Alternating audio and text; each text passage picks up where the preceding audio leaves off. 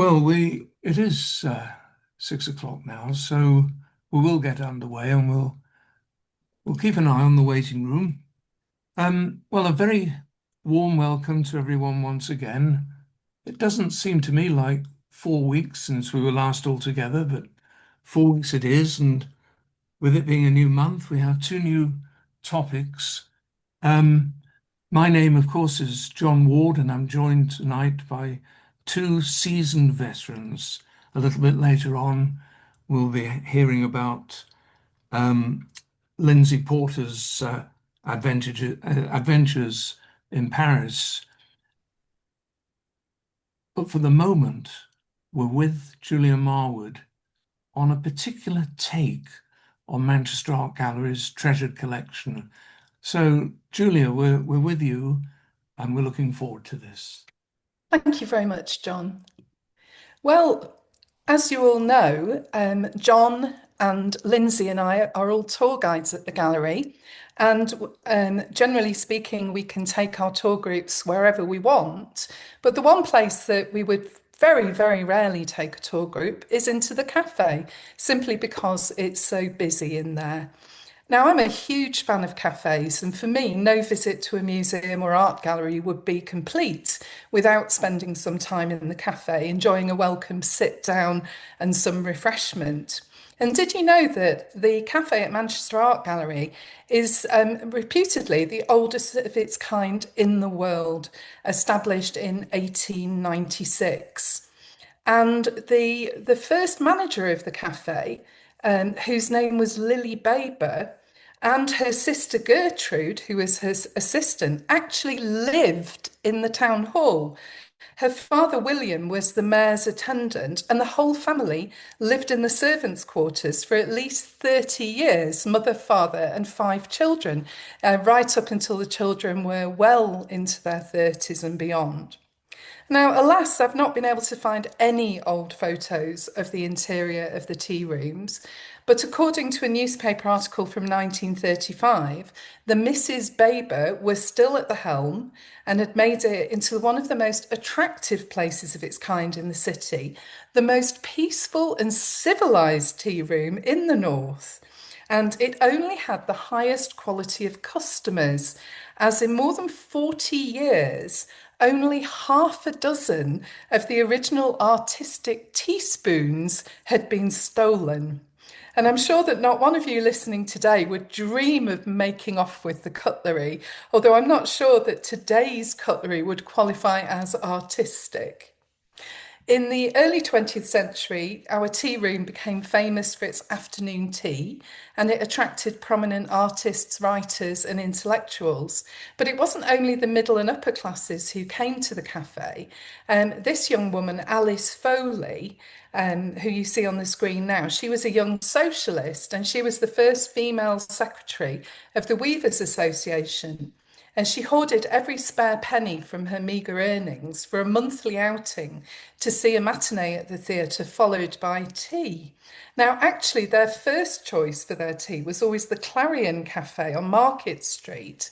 And the Clarion movement had been born in 1891 with the publication of the Clarion newspaper, which promoted socialism and led to the formation of a variety of practical social organisations, including cycling clubs, rambling clubs, and choirs, and in Manchester, a cafe.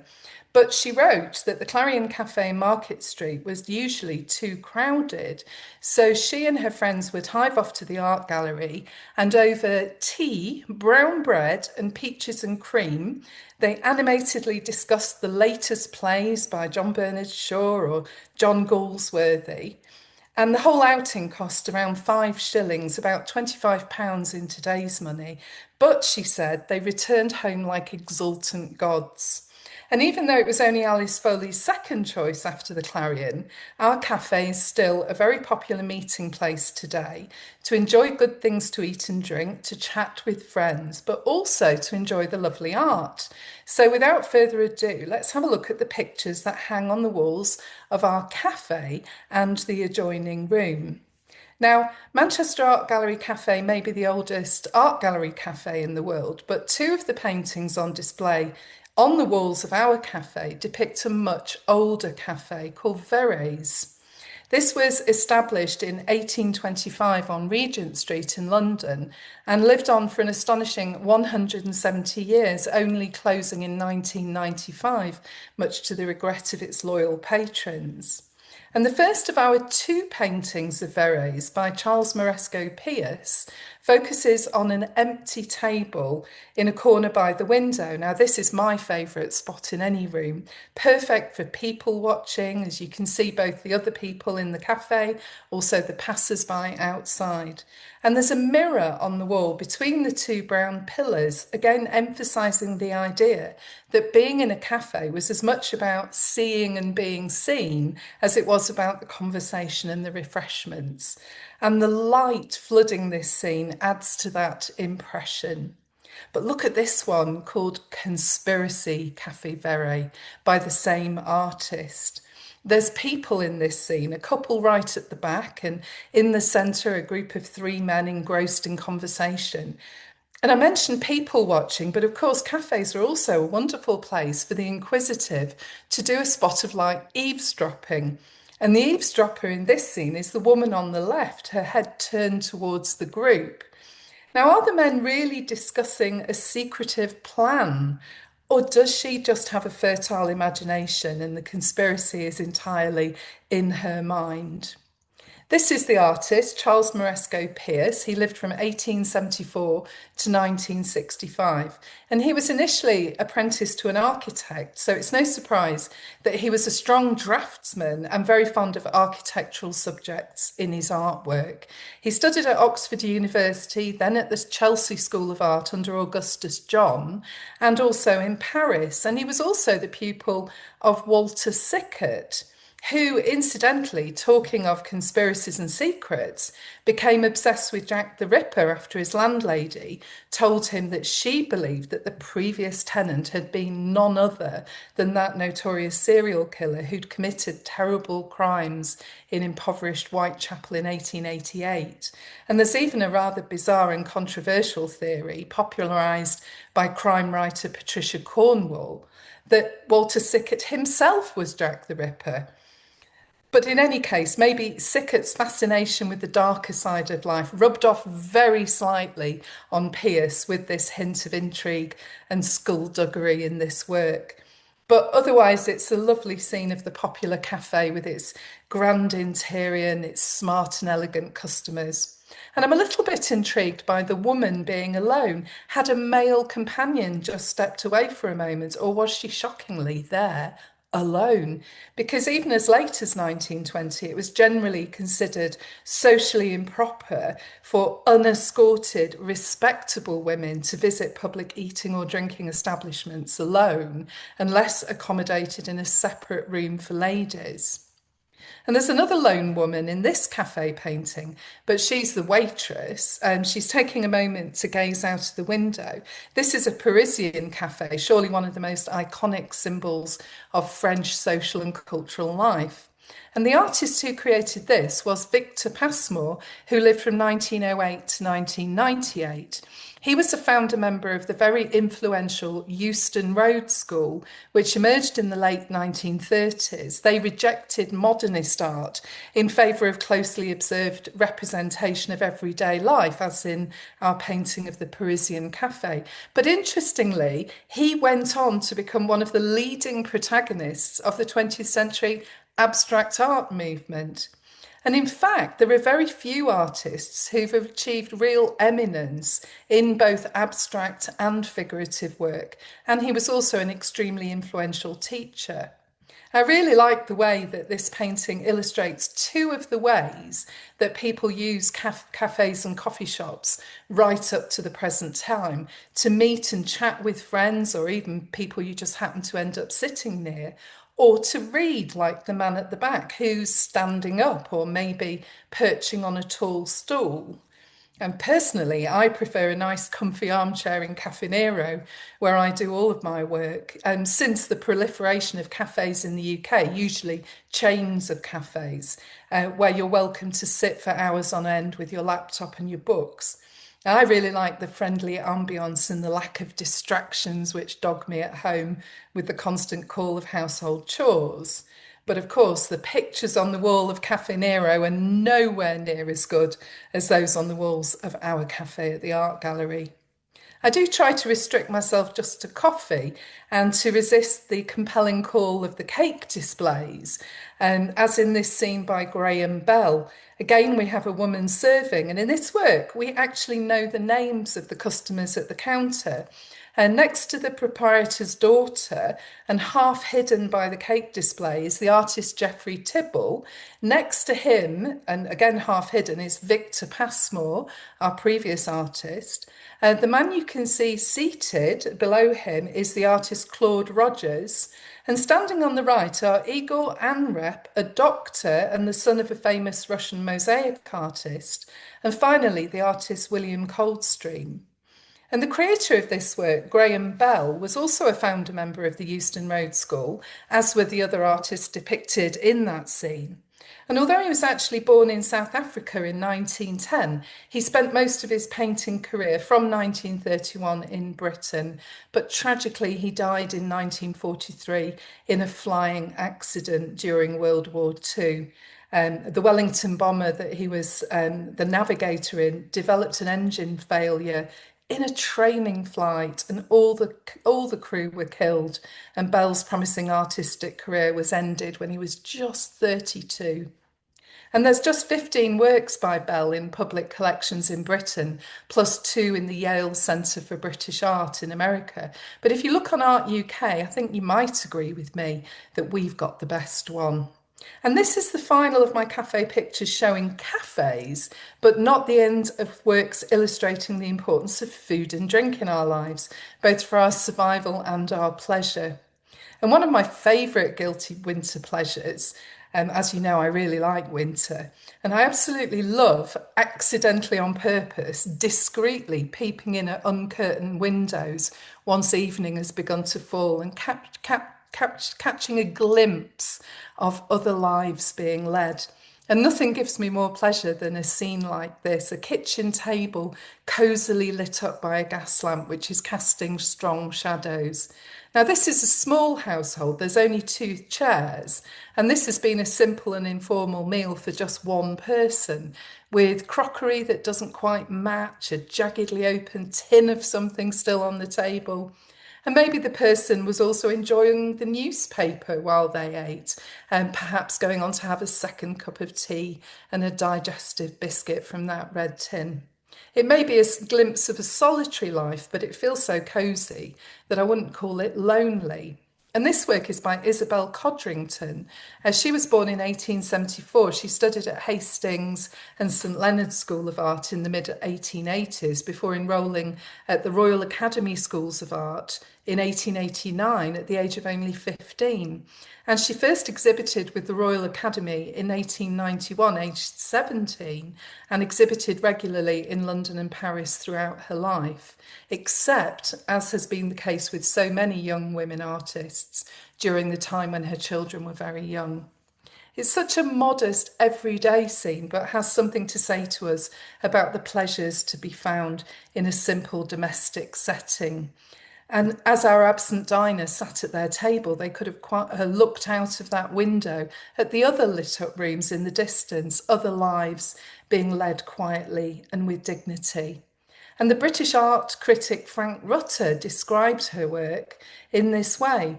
Isabel Codrington has little need of an interpreter. Her pictures speak for themselves and speak simply but eloquently.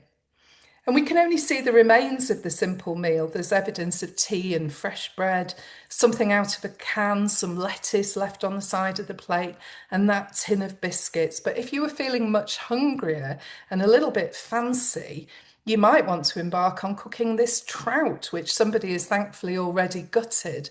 And the lovely, lovely fresh herbs are all there ready for you. And this work is by Marie-Louise von Motositsky. She was a Jewish artist who trained in her native Vienna, as well as The Hague and Frankfurt, Paris, and Berlin.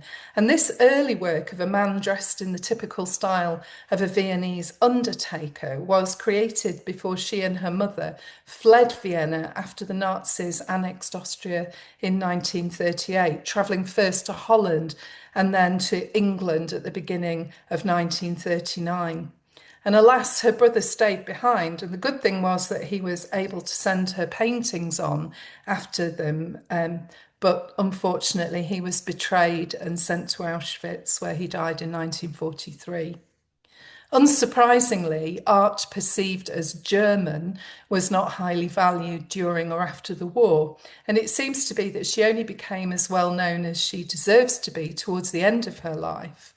She's particularly renowned for her rather wonderful self-portraits, and we're lucky to have this at Manchester Art Gallery.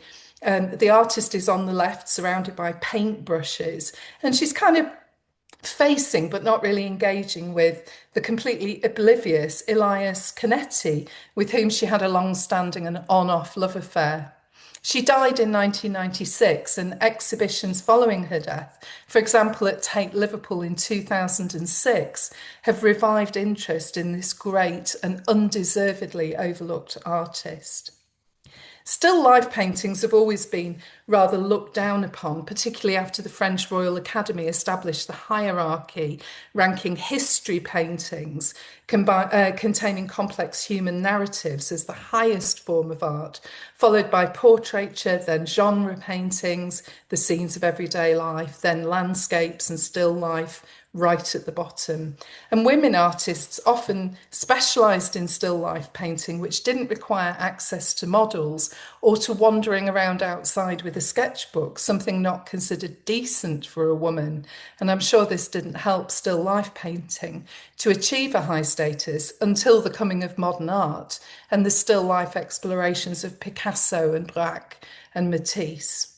Anyway, here we've been looking at the rather humble trout, but let's move on now to a much more luxurious type of watery creature, a delectable lobster. I only had lobster for the first time in the last few years, and I thought it was absolutely delicious, but usually it's rather more expensive than I want to pay. This is by Emily Murray Patterson, who lived from 1855 to 1934. She was Scottish, she was trained at the Edinburgh College of Art, and she exhibited very widely, but nowadays is not really well known at all. And I've not been able to find a single photograph or a portrait or a self-portrait to show you, or even good images of any of the works that she created and exhibited to great acclaim after a visit to the battlefields of Ypres after World War One. So instead I'll show you another of her gorgeous still life works, this one owned by the Hepworth in Wakefield. I like tulips nearly as much as I like lobster.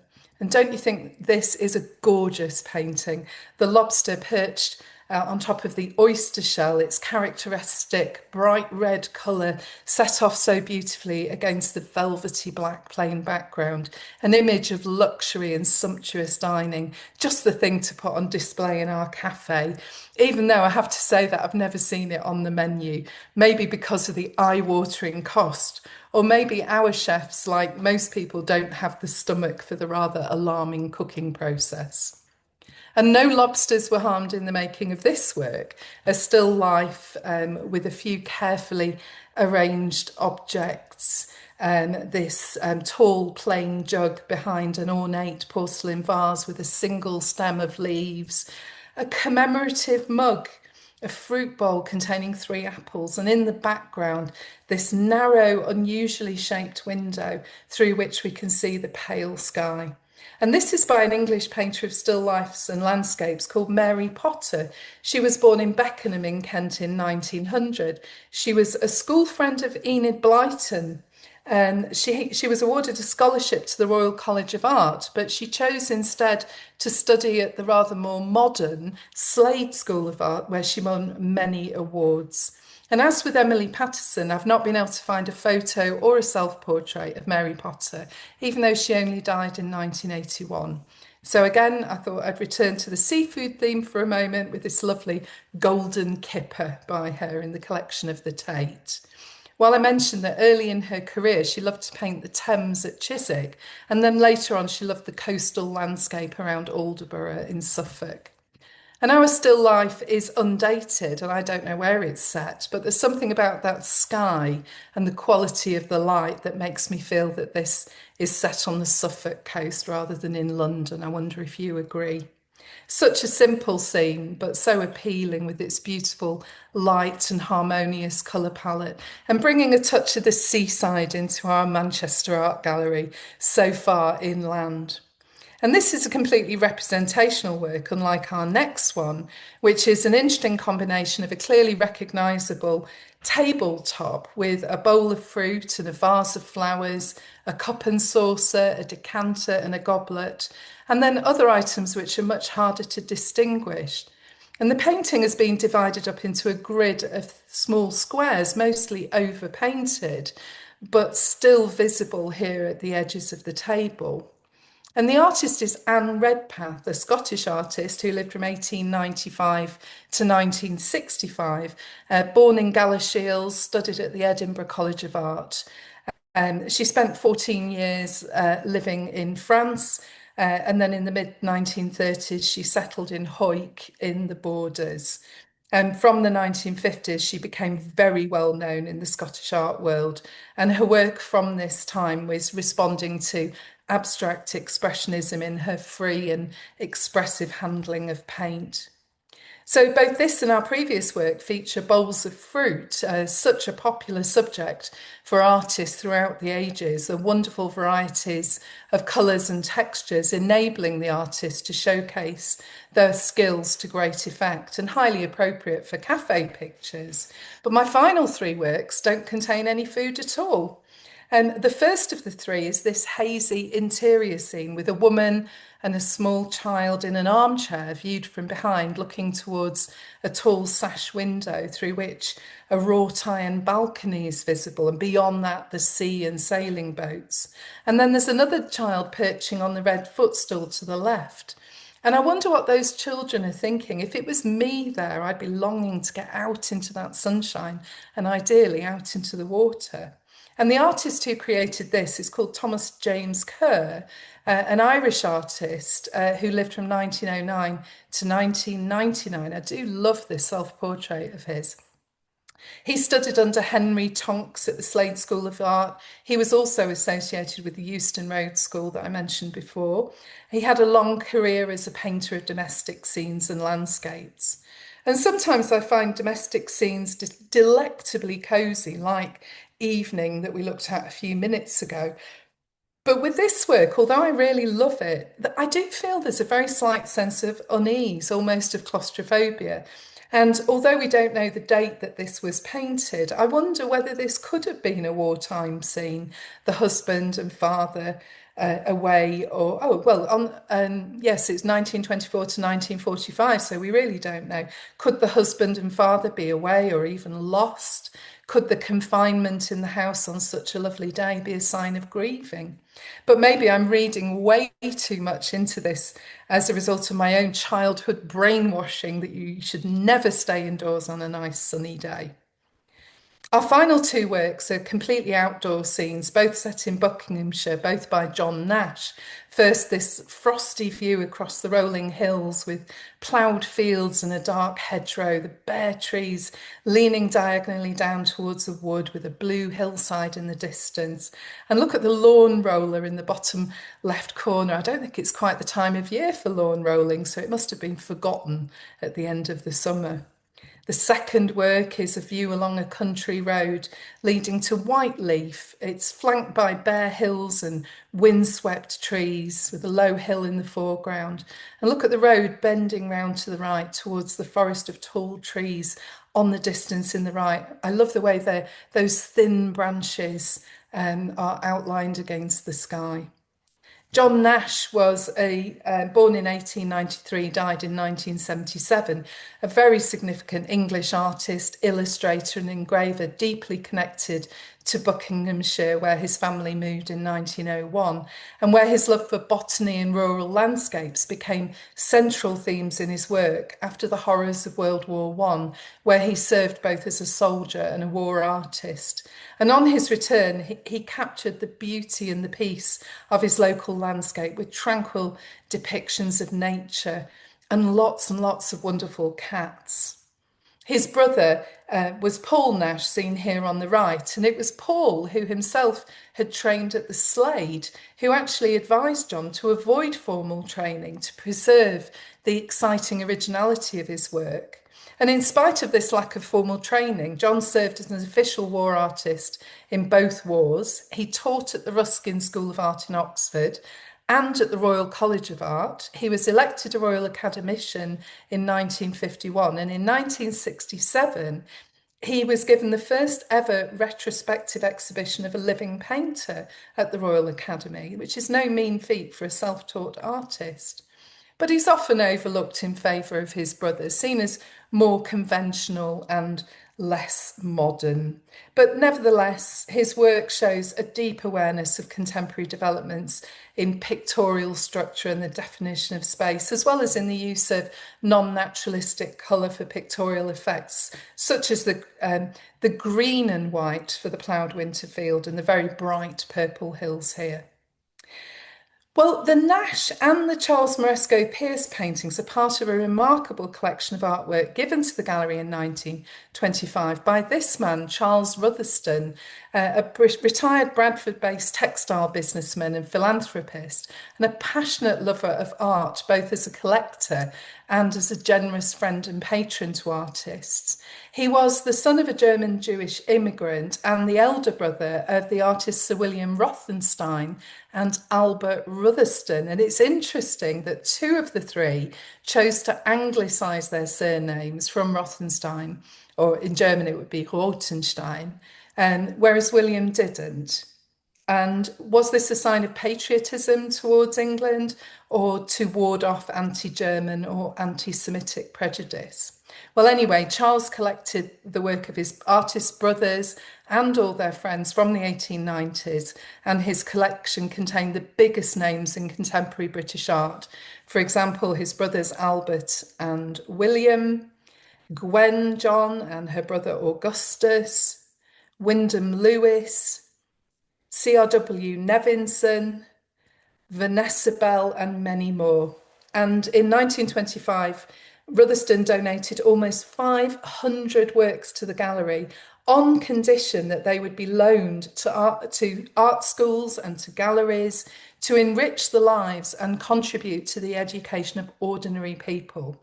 And he made this incredible statement that works of art should be, and I quote, accessible to all who desire to enjoy them. It seems to me that a possessor of works of art is a trustee to the public and is not entitled to be so selfish as to keep them to himself. End of quote.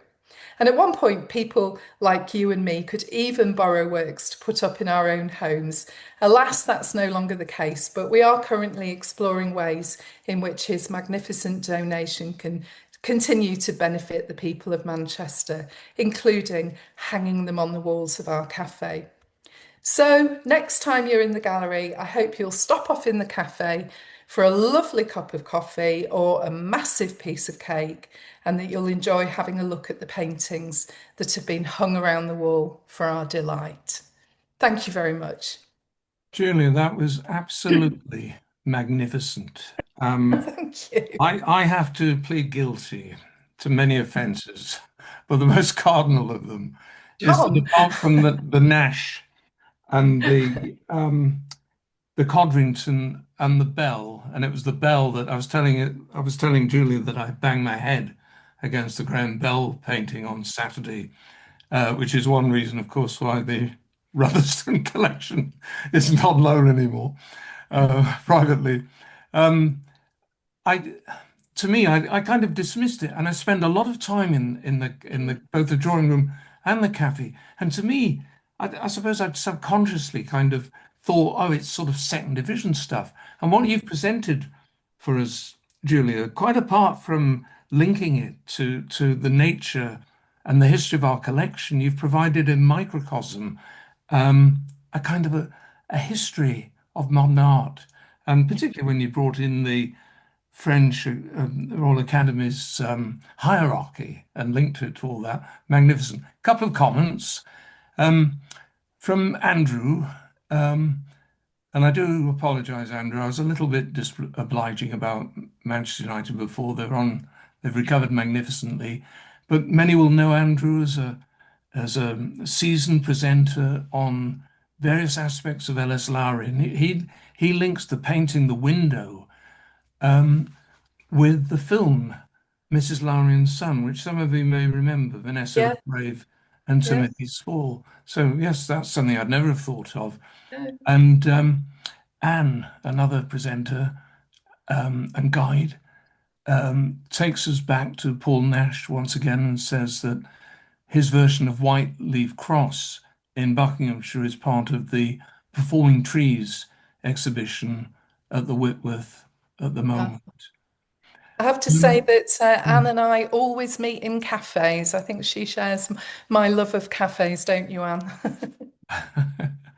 Okay, well, Thank you so thanks much. again. Thank you. Thank you. I've Um, not been very well, so I hope you'll all excuse me if yes, I indeed, bow out we now. wish you the Thank you. earliest recovery. Thank you so much. Thank Thanks you. again. You've illuminated. Oh, she's gone. Right. Well, no, I I'm was still here. going It's just my picture's gone. you, you've illuminated a kind of lost past for us, and we're ever so grateful. Thank you. Bye bye, Um, everybody. so we hand over now to something a little bit Parisian with Lindsay, not only a plate, but the expanding universe that that plate takes us into. We can hardly wait, Lindsay. Thank you. Thank you so much, John. And thank you so much, Julia. That was an absolutely terrific talk. And we've actually, I think we'll find we've actually got some overlap in our talks, not least conviviality, eating, and women in public places. Um, so thank you, everyone, for joining us this evening. I have to say, I enjoy researching these talks for you all so much. And I have a habit after I've kind of completed one of thinking, oh my goodness, that was my favorite talk. That was the one I found most interesting. Well, this genuinely is my favorite talk. It has been so interesting. It came about in the most unexpected and serendipitous way. And I think, if you like, that is what makes researching these talks so interesting, and the pleasure of them, really. I think the best research begins with a single question. And if you're lucky, it will lead to other questions and take you down all these different kind of avenues that you didn't expect to find yourself in, a sort of treasure hunt, really. And this is what this whole talk has represented to me. It's allowed me to think about things that are kind of very dear to my heart. Paris, for one, the French Revolution, the importance of politics, of social history, of the decorative arts, and it all comes together in this really very modest little item, this plate that you see before you. It was given to me a couple of months back by a very dear friend of mine. She had actually recently been in Paris, and we were actually meeting for lunch in London, and she said, "Oh, I don't really know anything about it, but this looks like the kind of thing you would like." And she's absolutely right. I was immediately just transfixed by it. Now, because we were at lunch, I couldn't have just, rushed off as I wanted to do and find out as much as I could about it. So, what I'm going to do is sort of lead you through my a kind of detective story, I think, as I tried to find out more and more about this plate. And therefore, I'll begin with as it was presented to me, where I'm just really looking at it and understanding it with what we can see with our own eyes. So the plate you see before you is small. In fact, this is it. It's only about 7.5 inches across. It's heavy. It's whatever it's made of, and this is not a speciality of mine, but whatever it's made of, it's very durable. In fact, there is not a scratch, a chip, a crack in it. So whoever made it intended for it to last. Again, I don't think you need to be a specialist to see that the pattern, the image on it, has been applied through some kind of mechanical means. So, there is not the freehand or the delicacy of something that's been hand painted. And it's a single color, which suggests to me, some sort of mechanized way of creating a decoration. And a single color is probably, to my mind, not very expensive. You'll also see that there's text on it, and we'll get to that text later. But at the time, I was just looking at it and thinking, all right, we have some text at the bottom, which suggests a title of some kind. And then the text to the side looks like it might be some verse. It rhymes. The main part of it, of course, though, is this dramatic scene between two women who are clearly kind of at odds with one another. And then there is a group of onlookers who seem really interested into the outcome of their argument. They feel very invested to me. The thing that set this whole kind of issue in motion was this very small detail. Sorry, this is just a closer example so that you can see that it does appear to have been printed, the pattern. It was this detail that just immediately made my eyes light up. And you can see here, again, you don't really need to be a fashion historian particularly to think, okay, the clothes these people are wearing suggests that it is the late 18th century, early 19th century. But the thing that just made me think, oh yes, must find out about this, is actually this little detail here. Now, because this is in black and white, it doesn't indicate, but it is in fact three colors. If this were in color, this would be blue, white, and red, because this is actually a French revolutionary cockade that this woman is wearing in her bonnet. So that means that we can date the scene more specifically. I probably have talked about this before because I do try and build the French Revolution into most things that I talk about. But just as a brief kind of recap, with the fall of the Bastille in 1789 and with the ultimate abolishment of the monarchy, all of the symbols of monarchy that had really entrenched in people's minds, its righteousness, its strength, its power, its divine right of kings, things like the fleur-de-lis, the crown symbol, the heraldic crests of the aristocracy, all of those were no longer relevant. But it did leave a great kind of visual vacuum. And those who were responsible for really creating the revolution, the revolutionaries, the architect of the revolution, realized that symbols are a very good way of encapsulating an idea and entrenching that idea. And so all of the symbols of monarchy were replaced by symbols of revolution and ultimately republic. And I've sort of chosen this, sorry, that appears to be in the way of my heading.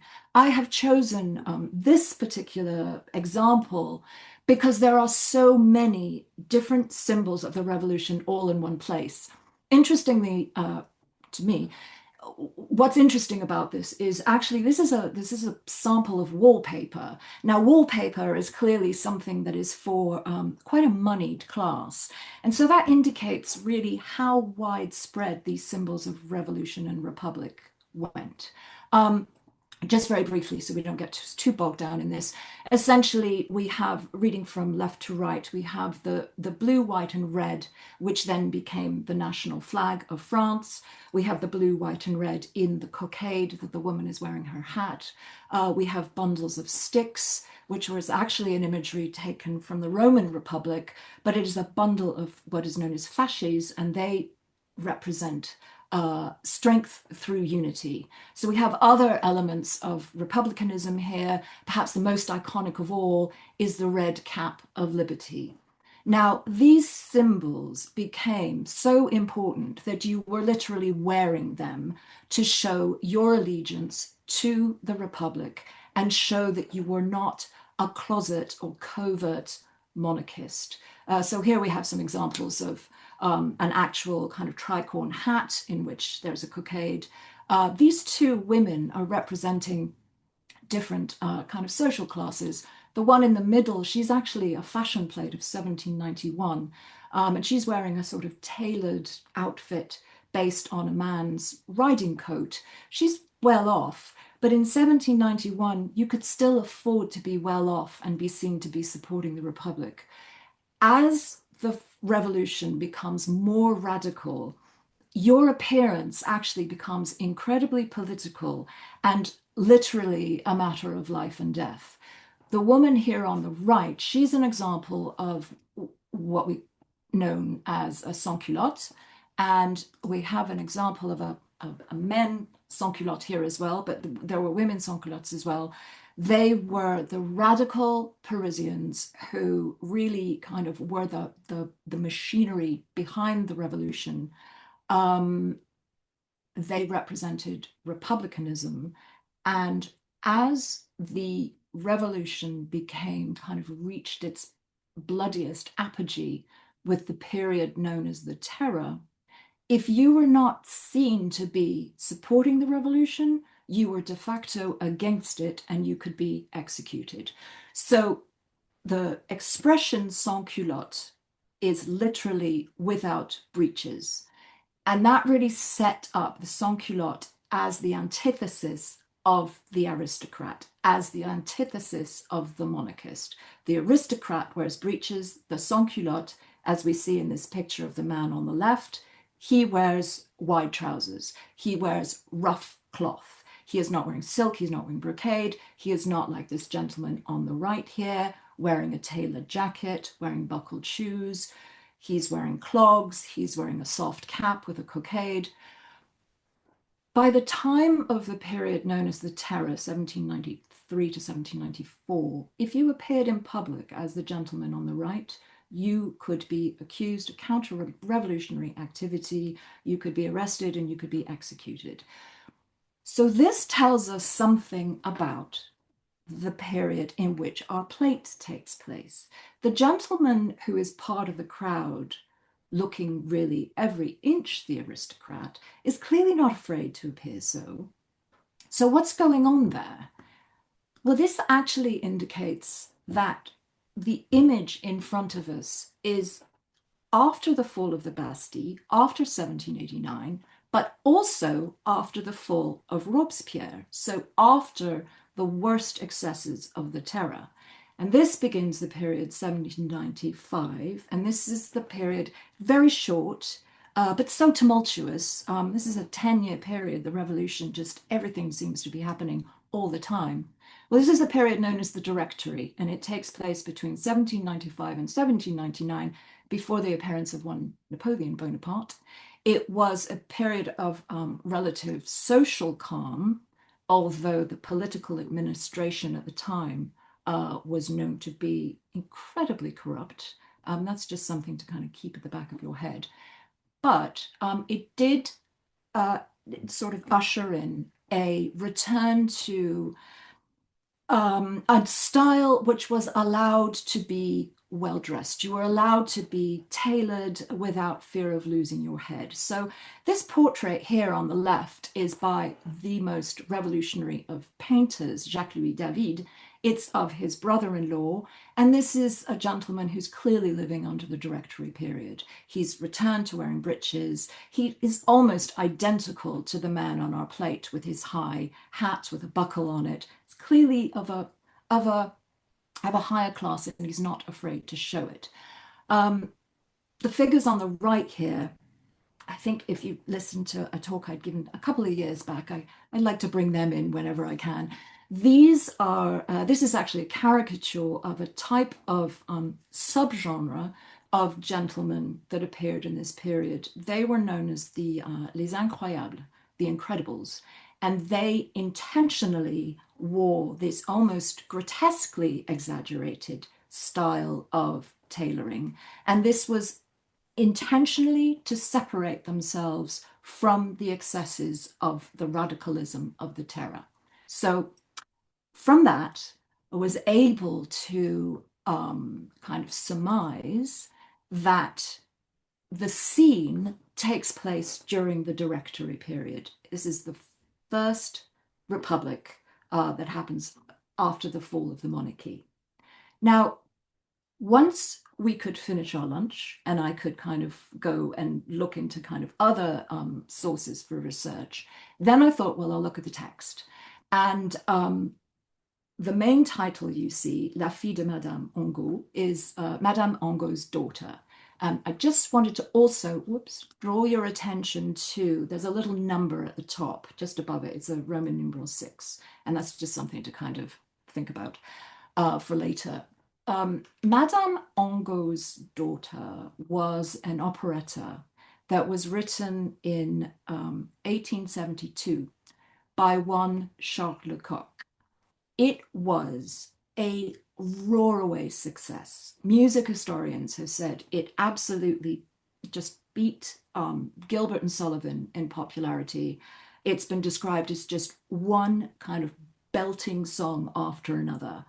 It opened actually in Brussels in 1872, but it moved to Paris that same year. It played for 500 performances. It then moved to a different theatre, another 400 performances. And it just had the highest box office receipts of really anything up until that point. And Charles Lecoq was kind of canny for a couple of reasons, really. His story tells the story of, I would say it's a love triangle, but it is so complicated that it's more like a kind of love octagon. But our protagonist is the young woman who's wearing the cockade. She is a young and virtuous flower seller in the Paris market, in the Les Halles area of Paris. And the scene that we see before her is she is sort of arguing, singing with a rival. Now, Lecoq had really struggled up until this point to have any kind of success.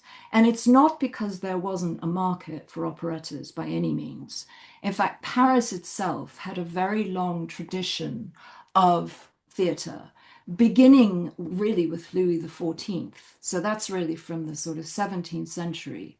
So nearly 2 centuries later, that tradition is going strong. During the Revolution, theatre goers would interrupt plays by singing political songs. That actually prompted Napoleon, when he came on the scene, to codify kind of audience behavior in the theatre. One was not allowed to interrupt the actors once the play had begun. By the mid-19th century, and this is the period in which the Baron Haussmann is undergoing his massive, great redesign of Paris, so that all of the sort of narrow, medieval, slum-like streets are cleared for these big, wide boulevards. That also, part and parcel of this kind of redesign, included these stunning big new theatres. I mean, the most perhaps iconic of all, which was not a design by Haussmann, of course, is the Opéra Garnier, the Paris Opera. But Haussmann's beautiful wide boulevards give you that unbeatable vista leading up to the Opéra Garnier. Well, this saw a real market for what then became known as the operetta, which is a shorter version of the opera. It is a lighter version. The themes are much more light-hearted, and it just has a much more sort of hummable musicality. The reigning king of the operetta at this time was Offenbach. And you'll probably be familiar with that name because now, if we think of him at all, he is associated, of course, with that most Parisian of musical pieces, the can-can. And I've got actually a poster here on the left of Offenbach's Orpheus in the Underworld, where the can-can made its first appearance. Now, I have not ever seen a production of Orpheus of the Underworld, and certainly not a 19th century production, but the mind just boggles at this kind of marvelous mashup, I think, between the a tragic Greek myth of Orpheus and this kind of light-hearted, raucous, petticoats galore kind of can-can dancing. So that is really the taste in the 19th century. And Lecoq, until 1872, really could not get a look in. Offenbach ruled. Now, Lecoq was very kind of fortunate, if you like. Events were in his favor. You may be familiar that in 1870, 1871, France was at a war with Prussia, followed very briefly by the Paris Commune. But it meant that in 1872, the Third Republic was declared. Offenbach had been associated with the previous regime, essentially the Second Empire. And so fair or not, and it probably wasn't very fair, but he fell out of favor, and Lecoq was able to kind of fill that void. This is where I think Lecoq was really canny. So not only does he have these marvelous tunes, but he's also set it during the First Republic. Now, regime changes are unsettling. If you can hark back to something that has happened before, you're able to sort of reassure people. It's like, we've done this, we've been through this. This is also part of our tradition. This is not anarchy. We know how to be a republic. And he intentionally then made his protagonists in his operetta the people. They are the people of Paris. They are flower sellers, they are market holders, and the villains, if there can be so in operettas, are actually real figures who were associated with the first administration, the Directory administration, who were known for corruption. So he's already set up a very much kind of story of the people. This, I think, is another example to show just how popular the operetta was and what its reach was. Now, this illustration in front of us is a popular print. They were called Epinal prints, and that was named for the town in which they were first produced. They had been produced since the kind of early part of the 19th century, and as you can see, they are brightly colored. They were really cheaply produced, and so they were something that a lot of people could buy very easily. They, like here, he's got a depiction from our very popular operetta, but also they had scenes from fairy tales. They might include kind of jokes or puzzles, and they really made their mark on the nation in the early part of the 19th century when they showed illustrations of Napoleon's heroic deeds. So it was really a form of kind of popular political propaganda. Now, because they were so inexpensive, and as I said, they could be bought by many people, they also had an incredible reach. They were sold by itinerant peddlers, and so you could be in the most rural and most isolated part of France, and you could still be part of this exciting kind of operetta that was happening in Paris. Consumers of the Epinal print might never go to Paris, might never see this operetta. I mean, they might very well have heard the music because music takes its own path. But this really is testament to the popularity of our operetta, and also it continues its popularity, if you like, by taking it to people who would never see it. The other thing I find incredibly interesting about this is that during this period, operas, people began to be very interested in lifelike sets. And so this, although it is a scene, in fact, it's the same scene we see on our plate, it is presented as though it is happening in real life. So we take what would appear a lifelike set of Paris from the stage, and it is presented here as though it is actually taking place in Paris. Now, if you're familiar with Paris at all, this is the Les Halles. This is the famous market in the center of Paris. And the edifice kind of behind the girl in the center is the very recognizable Fountain of the Innocents. And so this is then this kind of strange crossover, if you like, is we're showing you a scene from an operetta, but it is as though it is playing out on our streets. I've also just chosen a little poster here on the right, which shows that the operetta was performed at one stage by the Children's Opera Company in Edinburgh. And that's really an indication of how family friendly it was. It was light-hearted, it was accessible for children. Often operettas from the continent were considered to be a little risque, and this is evidence that it really wasn't.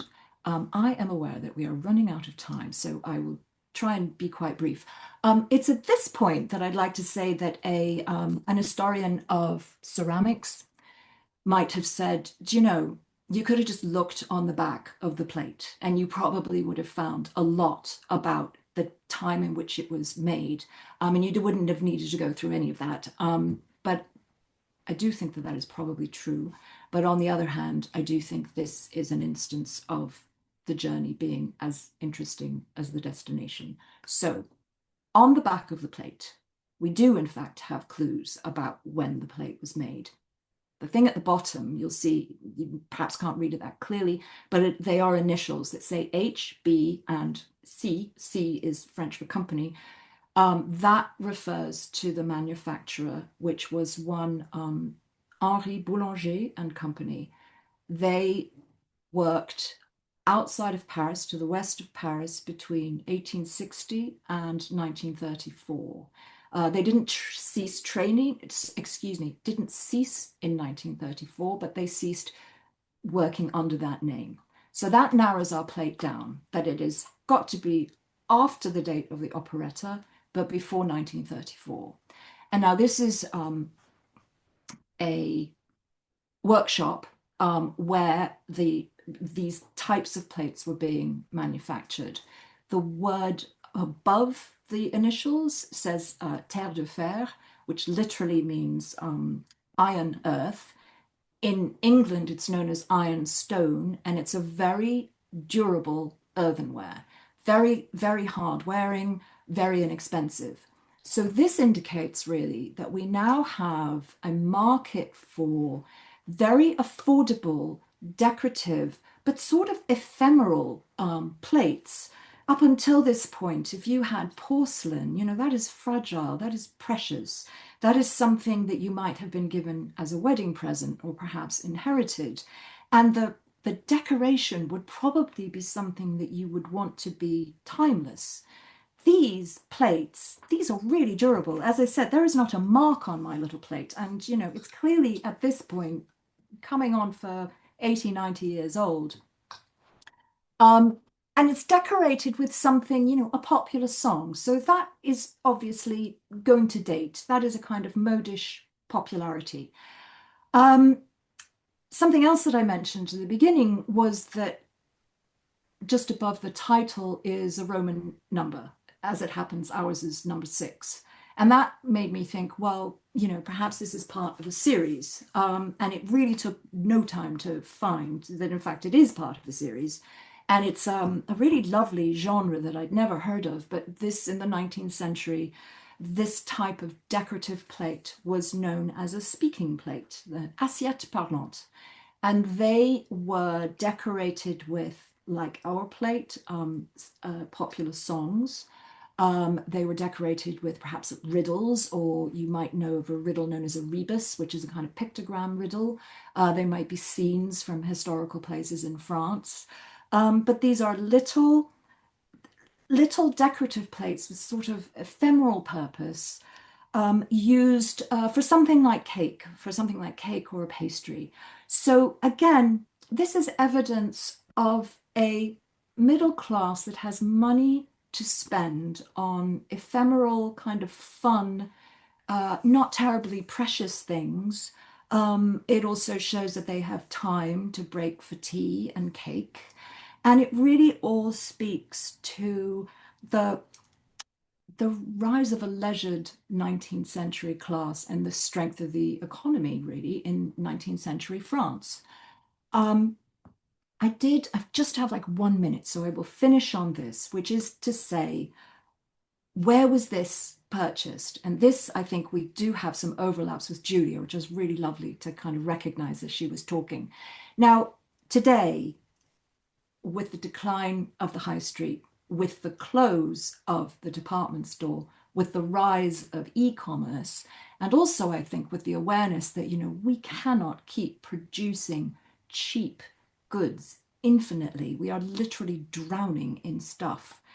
But I'm going to have to ask you to kind of rewind and think, in the 19th century, the notion of the department store was new and radical and exciting. The department store was invented in Paris, and they were so awe-inspiring that they were described by commentators as cathedrals of commerce. Now, this illustration we have on the right, Crespin Dufayel, does not exist anymore, but it's very characteristic of these 19th century department stores. It is soaring ceilings. It allows every good that you could dream of and others that you never thought of to be seen all under one roof. In fact, the poster to the left there gives a list of everything that it's selling. It's selling fine jewels, it's selling gold work, it's selling watches, marbles, bronzes, furniture. But the other thing is, it also is a site for concerts and cinema. And also, which is not radical for us today, but it certainly was then, there are cafes and restaurants. And that opens up a whole world of social possibility for women. So women are the main kind of consumers of house goods and fashions. Consuming and buying is now a leisure activity, and they can now be in public with their friends. They are performing some kind of public act in consuming, but they are also able to meet a friend for tea, perhaps to have a meal. And this opens up a whole kind of public sphere for a certain class of women.